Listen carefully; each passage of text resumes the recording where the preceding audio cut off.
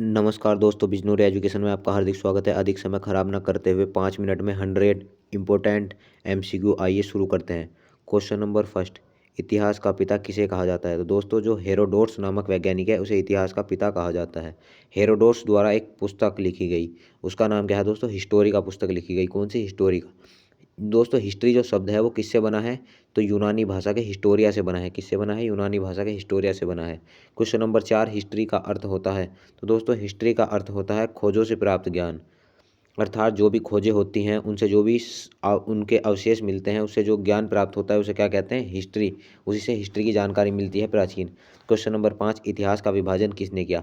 दोस्तों, Christophe Christophe सेल्सर्स ने क्या किया? इतिहास का विभाजन किया। क्वेश्चन नंबर छः, भारत को हिंदुस्तान किसने कहा? तो दोस्तों, जो पर्शिया आते थे, पर्शियन, वो क्या कहते थे? भारत को हिंदुस्तान कहते थे। पर्शियन क्या कहते थे? भारत को हिंदुस्तान कहते थे। क्वेश्चन नंबर सात, भारत को इंडिया नाम जो दिया वो ग्रीक व यूनानियों ने दिया। दोस्तों, यूनानियों को ही क्या कहा जाता है? ग्रीक कहा जाता है। क्वेश्चन नंबर आठ, भारत के अन्य नाम है? तो दोस्तों, भारत को जम्बू द्वीप भी कहा जाता है और आर्यवर्त भी कहा जाता है। क्वेश्चन नंबर नौ, भारत का इतिहास मुख्यतः विभाजित है? दोस्तों, भारत का जो इतिहास है वो मुख्यतः तीन भागों में विभाजित है। एक तो प्रागैतिहासिक काल, आग ऐतिहासिक काल और ऐतिहासिक काल। तो दोस्तों, भारत का जो इतिहास है वो तीन भागों में विभाजित है। आगे हम क्या करेंगे, इनके दोस्तों जितने भी क्लासिफिकेशन है वो मैं आपको पढ़ाऊंगा। प्रागैतिहासिक काल, आग ऐतिहासिक काल और ऐतिहासिक काल के कौन कौन से विभाजन है। अगला, पाषाण काल को कितने भागों में बांटा गया? दोस्तों, तीन भागों में बांटा गया है। जो पाषाण काल है, पाषाण काल दोस्तों देखिए यहाँ प्राग ऐतिहासिक काल जो है इसका ही दूसरा नाम क्या है? पाषाण काल है। तो पाषाण काल को तीन भागों में बांटा गया है, पुरापाषाण काल, मध्य पाषाण काल और नवपाषाण काल। पुरापाषाण काल की खोज हुई थी, तो पुरापाषाण काल में दोस्तों एक तो आग की खोज हुई थी और किसकी खोज हुई थी? शिकार की खोज हुई थी। मध्य पाषाण काल में दोस्तों पशुपालन की खोज हुई और नवपाषाण काल में किसकी खोज हुई? खेती की और पहिए की। ये आपको मुख्यतः याद रखना है। क्वेश्चन नंबर 14, नवपाषाणकालीन मुख्य स्थल है? दोस्तों, नवपाषाणकालीन जो मुख्य स्थल है वो नंबर ए कोल्हिदवा, जहाँ से चावल की सर्वप्रथम प्राप्ति हुई थी, ये कहाँ? इलाहाबाद में है। और बी सगनकल्लू, सगनकल्लू जो है दोस्तों यहाँ से क्या? राग का टीला प्राप्त हुआ था। और ये जो दो स्थल हैं ये नवपाषाणकालीन मुख्य हैं। एक तो कोल्हिदवा, कोल्हिदवा इलाहाबाद में जहाँ से चावल की प्राप्ति हुई, और सगनकल्लू जहाँ से राग का टीला मिला। क्वेश्चन नंबर 15, हड़प्पा सभ्यता के प्राचीनतम साक्ष्य कहाँ से मिले हैं? हड़प्पा सभ्यता के प्राचीनतम साक्ष्य की दोस्तों बात करें तो कहाँ से मिले हैं? मेहरगढ़ बलूचिस्तान से मिले हैं। अगर बात करें किस पाषाणकालीन स्थल से मानव के साथ पशु का अवशेष मिला? दोस्तों, बुर्ज होम से मिला। कहाँ से मिला? बुर्ज होम से। मुख्य मध्य पाषाणकालीन स्थल है? दोस्तों, मुख्य मध्य पाषाणकालीन स्थलों की अगर बात करें तो पहला क्या है? Adamgarh, question number 17। दूसरा है महदहा प्रतापगढ़ उत्तर प्रदेश और तीसरा है सराय नहर उत्तर प्रदेश। क्वेश्चन नंबर 18, अगर बात करें क्वेश्चन नंबर 18 की, किस मध्य पाषाणकालीन स्थल से पशुपालन के अवशेष मिले? दोस्तों, अब देखिए मैं सभी का आपको मध्य पाषाण काल, पुरापाषाण काल, नवपाषाण काल के अलग अलग बताऊंगा। किस मध्य पाषाणकालीन? तो मध्य पाषाणकालीन स्थल है जिससे पशुपालन के अवशेष मिले हैं वो है आदमगढ़, होशंगाबाद, मध्य प्रदेश में। किस मध्य पाषाणकालीन स्थल से आदमी व आदमी के साथ स्त्री का शव मिला है? तो दोस्तों वो है महदहा उत्तर प्रदेश। किस मध्य पाषाणकालीन स्थल से एक साथ कब्र में क्या मिले हैं? एक साथ कब्र में दोस्तों तीन शव मिले हैं, तीन अस्थि प्राप्त हुई हैं एक साथ कब्र में। तो ये क्या है? सराय नाहर उत्तर प्रदेश। मध्य पाषाण काल का सबसे बड़ा स्थल है? तो मध्य पाषाण काल का सबसे बड़ा स्थल दोस्तों कौन सा है? बागौर, राजस्थान। पुरापाषाण कालीन मुख्य स्थल है? पुरापाषाण काल के जो मुख्य स्थल हैं, तो भीमबेटका जहाँ से शैल चित्र प्राप्त हुए हैं, अतिरापक्कम मद्रास, और एक दोस्तों क्या है आपका? हथनोरा मध्य प्रदेश। क्या है? हथनोरा मध्य प्रदेश। ये तीन स्थल क्या हैं आपके? पुरापाषाण कालीन है।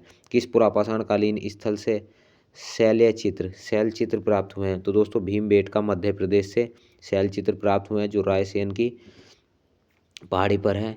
किस पुरापाषाण कालीन स्थल से हड्डी के बने औजार प्राप्त हुए हैं? दोस्तों, जो पुरापाषाण कालीन स्थल है वह अतिरापक्कम, अतिरापक्कम से क्या हुए हैं? हड्डी से बने औजार प्राप्त हुए हैं। किस पुरापाषाण कालीन से मानव के जीवाश्म सर्वप्रथम प्राप्त हुए? तो मानव के जीवाश्म किस पुरापाषाण कालीन स्थल से प्राप्त हुए? दोस्तों हथनेरा से। कहाँ से प्राप्त हुए? हथनेरा मध्य प्रदेश। पुरापाषाण कालीन स्थल हथनेरा की खोज किसने की थी? दोस्तों अरुण सोनकिया ने की थी हथनेरा की खोज। आग ऐतिहासिक काल, दोस्तों आग ऐतिहासिक काल। अब देखिए पहले हमने क्या पढ़ा आपका? आग ऐतिहासिक काल पढ़ा जिसे पुरापाषाण काल भी कहा जाता है। ठीक है। अब आग ऐतिहासिक काल का मतलब, अगर आप बात करें आग ऐतिहासिक काल दोस्तों, उसे कहा जाता, पहले प्राग ऐतिहासिक काल पढ़ा, प्राग ऐतिहासिक काल को पाषाण काल भी कहा जाता है। अब नंबर 2 हम क्वेश्चन नंबर, अब इतिहास हो स्टार्ट हो रहा है आग ऐतिहासिक काल, उसके बाद हम पढ़ेंगे ऐतिहासिक काल। तो आग ऐतिहासिक काल का मतलब होता है दोस्तों ऐसा काल जिसमें हमें अक्षरों का तो ज्ञान था, लिपि का तो ज्ञान था, लेकिन लिपि पढ़ी नहीं जा सकती थी। आज ऐतिहासिक काल, आग ऐतिहासिक काल दोस्तों थोड़ी मिस्टेक हो गई है, कर लेना। आग ऐतिहासिक काल का विभाजन किया, तो दो भागों में विभाजन किया जाता है आग ऐतिहासिक काल का, सिंधु घाटी सभ्यता और वैदिक सभ्यता। आग ऐतिहासिक काल का सिंधु घाटी सभ्यता और वैदिक सभ्यता में दो भागों में विभाजन किया जाता है। अब बात करें ऐतिहासिक काल का प्रारंभ कब से माना जाता है, तो दोस्तों ऐतिहासिक काल का जो प्रारंभ है वो 6ठी शताब्दी से माना जाता है। महाजनपदों का उदय हुआ 6ठी शताब्दी से। ऐतिहासिक काल का विभाजन कितने भागों में किया जाता है, तो ऐतिहासिक काल का विभाजन 3 भागों में किया जाता है। नंबर 1 प्राचीन काल, नंबर 2 अगला मध्यकालीन भारत और आधुनिक भारत। तो दोस्तों ये प्राचीन भारत, मध्यकालीन भारत और आधुनिक भारत जो हैं ये ऐतिहासिक काल के क्या हैं, विभाजन है। ठीक है। अगला क्वेश्चन, भारत के इतिहास में सर्वप्रथम स्रोत। तो भारत के दोस्तों जो इतिहास होता है उसके जो स्रोत मिलते हैं वो साहित्यिक स्रोत हैं, विदेशियों के स्रोत हैं, और विदेशियों के बाद जो हमारे पुरातत्व स्रोत हैं जिनमें सिक्के हैं, सिक्कों के अलावा कुछ अवालेख हैं, शिलालेख हैं, इन सभी से हमें जानकारी किसकी मिलती है, इतिहास की मिलती है। अब दोस्तों बात करें क्वेश्चन नंबर 33, साहित्य स्रोत के अंतर्गत क्या क्या आते हैं। तो दोस्तों जो भी साहित्य के स्रोत है उसके अंतर्गत क्या आते हैं, वेद ब्राह्मण के ग्रंथ आते हैं, वेद आते हैं, ब्राह्मण ग्रंथ आते हैं, आरण्य आते हैं, उपनिषद आते हैं, आरण्य उपनिषद आते हैं।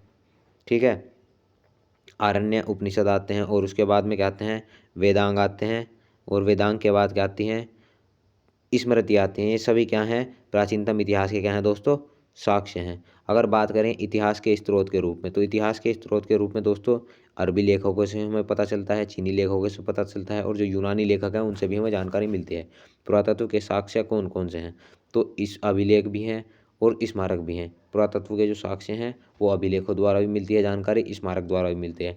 प्रमुख वेद कितने हैं, तो दोस्तों प्रमुख जो वेद हैं वो 4 हैं, ऋग्वेद, यजुर्वेद, सामवेद, अथर्ववेद। सबसे प्राचीनतम कौन है, ऋग्वेद। वेदों के रचयिता महर्षि कृष्ण, वेद व्यास द्वैपायन। ऋग्वेद का उपवेद है आयुर्वेद। दोस्तों जो भी ऋग्वेद थे हमारे वो जटिल थे, आसान भाषा में समझ में नहीं आते थे, इसीलिए उनके पढ़ने के लिए उपवेद की रचना की गई।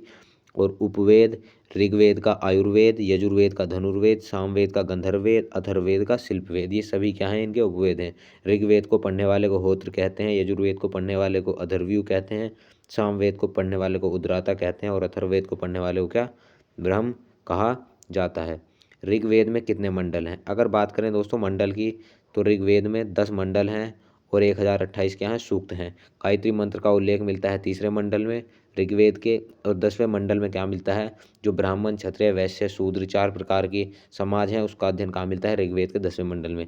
सबसे प्राचीनतम वेद ऋग्वेद, गद्य पद दोनों में लिखा गया जो वेद है वो यजुर्वेद है। संगीत का जनक सामवेद को कहा जाता है, और सामवेद में दोस्तों 1810 ऋचाएँ हैं। कितनी ऋचाएँ हैं, सामवेद में 1810 ऋचाएँ हैं। सबसे नया वेद कौन सा है, सबसे नया वेद दोस्तों अथर्ववेद है। जादू टोना कहाँ मिलता है, अथर्ववेद में। अथर्ववेद ही औषधि से संबंधित है। और ब्राह्मण ग्रंथ किसे कहते हैं, वेदों की गद्य रचनाओं क्या कहते हैं, ब्राह्मण ग्रंथ कहते हैं। आयुर्वेद का ब्राह्मण ग्रंथ है तो कौशित्य व ऐत्रेय। कौशित्य व ऐत्रेय क्या है दोस्तों, आयुर्वेद के ब्राह्मण ग्रंथ हैं।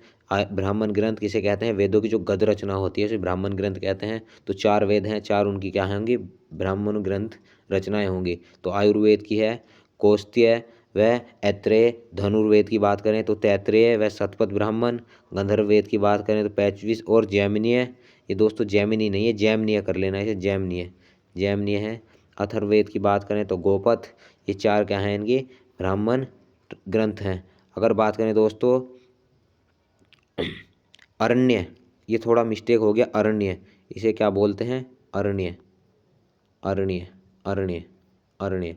अरण्य का अर्थ क्या होता है दोस्तों, अरण्य का अगर हम अर्थ की बात करें तो शांत वातावरण में लिखे गए जो भी होते हैं उन्हें क्या बोलते हैं, अरण्य। ज्ञान का मार्ग व कर्म मार्ग के बीच सेतु का काम कौन करते हैं, अरण्य करते हैं। वेदांगों की संख्या कितनी है, 6। वेदांग कौन कौन से हैं, नंबर 1 ज्योतिष, शिक्षा, कल्प, निरुक्त, 4 इसके बाद छंद, व्याकरण। 6 क्या हैं दोस्तों आपके, जो 6 हैं वो क्या हैं, वेदांग हैं।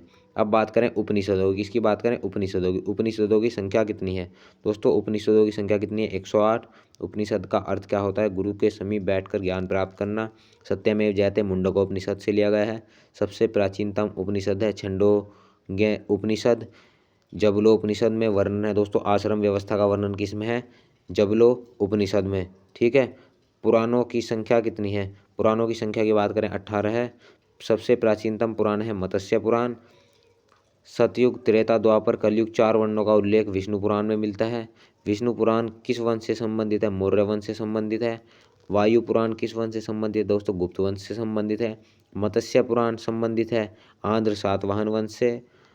और स्मृतियों की संख्या दोस्तों, आपने मनुस्मृति का नाम सुना होगा, तो जो स्मृतियाँ टोटल होती हैं वो एक प्राचीनतम हिंदू धर्म ग्रंथ है। उनकी संख्या कितनी होती है? 6 होती है। सबसे प्राचीनतम स्मृति मनुस्मृति।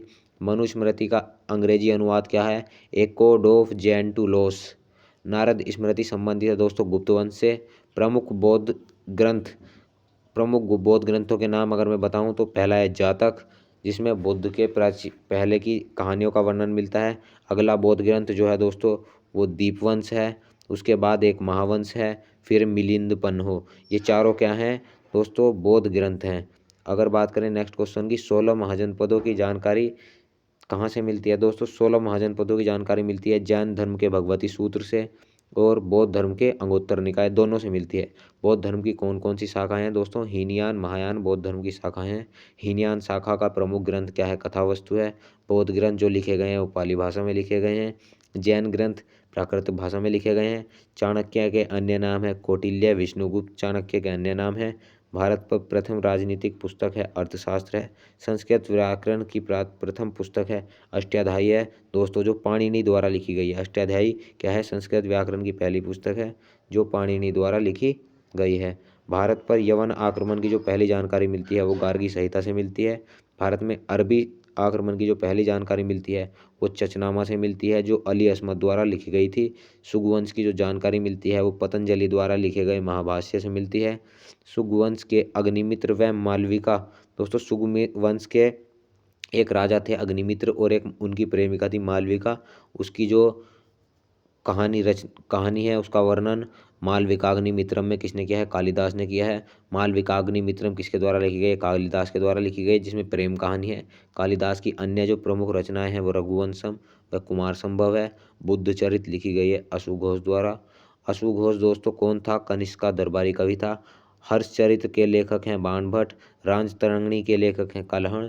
हर्षवर्धन द्वारा लिखी गई रचना रत्नावली प्रियदर्शिका हर्षवर्धन द्वारा लिखी गई है। और दोस्तों हर्षवर्धन में ध्यान रखना कि हर्षवर्धन के शासनकाल में ह्वेनसांग आया था। कौन आया था? ह्वेनसांग आया था। टेरियस कौन था दोस्तों? ये टेरियस कर लेना, टेरियस। टेरियस कौन था? तो टेरियस कौन था? ईरान का राजवैद्य था। और हेरोडोट्स कौन था? इतिहास का पिता हेरोडोट्स को कहा जाता है। तो दोस्तों ये थी हमारी प्राचीनतम भारत की पहली एमसीक्यू सीरीज। आपको कैसी लगी? हम अब आपको इस चैनल पर नई नई एमसीक्यू सीरीज कम समय में मिलती रहेंगी, जिससे आपका काफ़ी समय बचेगा। आपको ये हमारी सीरीज कैसी लगी? हमसे जुड़े रहने के लिए हमारे चैनल को सब्सक्राइब करें, वीडियो को लाइक करें। जय हिंद, जय भारत। मिलते हैं नेक्स्ट वीडियो।